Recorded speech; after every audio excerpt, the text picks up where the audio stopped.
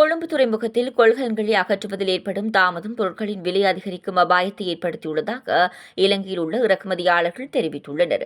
துறைமுகத்திலிருந்து 1000க்கும் மேற்பட்ட கொள்கலன்களை வெளியிடுவதில் தாமதம் ஏற்படுவதால் 100 மில்லியனுக்கும் அதிகமான கூடுதல் செலவுகளை சந்திக்க வேண்டிய கட்டாயத்தில் உள்ளதாக இறக்குமதியாளர்கள் குற்றம் சாட்டுகின்றனர்.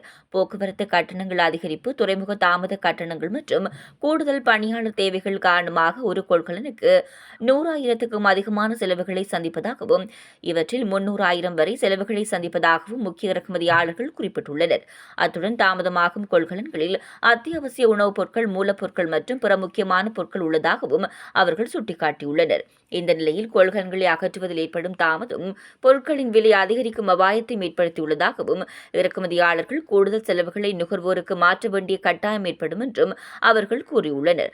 மேலும் இந்த நிதிச்சுமை தங்கள் கட்டுப்பாட்டுக்கு அகற்றப்பட்டது என்று சுட்டிக்காட்டியுள்ள இறக்குமதியாளர்கள் கொழும்பு துறைமுகத்தின் திறமையின்மை காரணமாக தாமதங்கள் ஏற்படுவதாக குற்றம் சாட்டியுள்ளனர்.